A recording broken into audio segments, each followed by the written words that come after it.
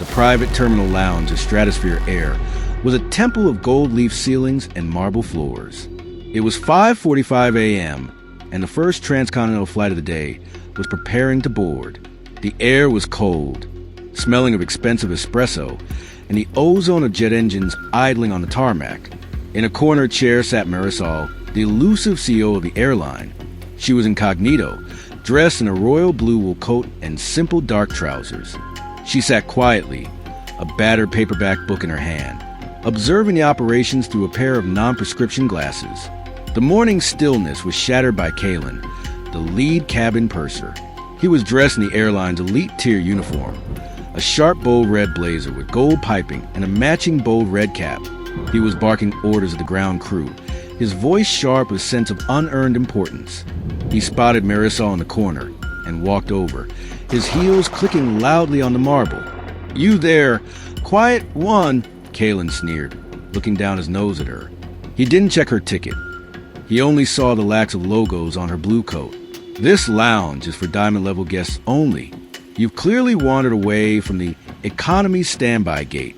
Move your bags. You're blocking the view of the runway for our actual high-value passengers." The justice debt had been mounting since Marisol entered the terminal.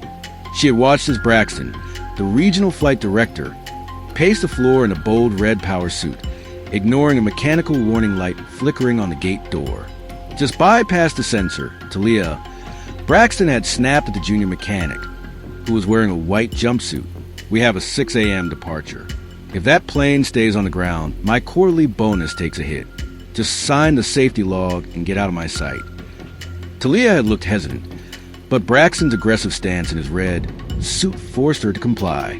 Marisol had noted it all in a small navy blue notebook. Now, back in the lounge, Kaelen's mockery intensified. He turned to a group of 7 witnesses, wealthy travelers waiting for flight. Among them was a tech executive in a yellow silk blouse, a fashion designer in a white cashmere sweater, a retired general in tan khakis, and 4 other businessmen in gray and pastel suits.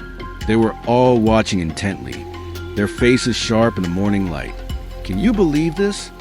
Kaelen laughed, gesturing to Marisol's blue coat. "She's been sitting here for 20 minutes, not saying a word. I think she's forgotten how to speak. Hey, quiet one.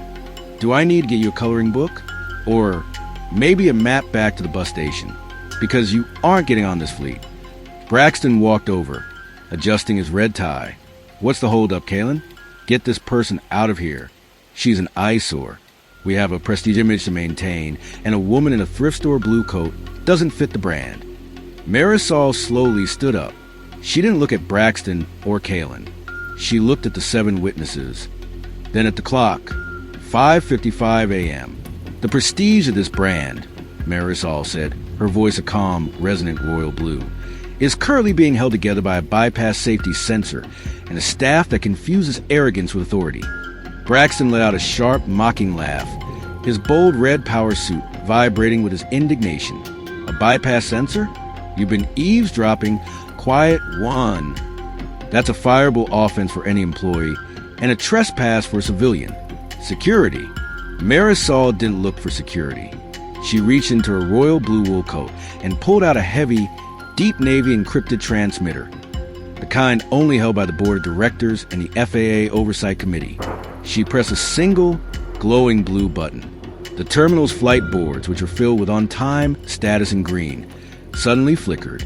Every single screen in the airport and every Stratosphere Air tablet globally turned a solid, unyielding royal blue. The word grounded appeared in massive white letters. "What did you do?" Kaelen shrieked, his bold red cap nearly falling off as he fumbled with his malfunctioning tablet. "The system is frozen. Every flight is locking down." "I didn't freeze the system, Kaelen," Marisol said, her voice echoing with new, terrifying authority. "I triggered a safety integrity lock. As the CEO of Stratosphere Air, I have the sole power to suspend operations if I find evidence of criminal negligence. And between your treatment of our guests and Braxton's order to bypass a mechanical safety check, this fleet is no longer fit for the sky." The blood drained from Braxton's face. He looked at the transmitter in her hand, then at the royal blue screens. So, Marisol, we were told the CEO was a silent partner in Europe. I prefer to listen, Marisol replied. And what I heard today was the sound of a company rotting from the top down. The power shift rippled through the lounge. The 7 witnesses, the tech executive in yellow, the designer in white, and the others, stood up, their faces sharp and focused on the drama unfolding. They weren't just watching. They were witnessing the end of an era. Talia, Marisol called out. The junior mechanic in the white jumpsuit stepped forward, her face pale. Did Mr. Braxton order you to sign a false safety log for Flight 101? Talia looked at Braxton, then at the CEO in royal blue. Yes, ma'am. He told me he'd fire me if the plane didn't take off by 6 o'clock. Thank you, Talia, Marisol said. She turned back to the crowd.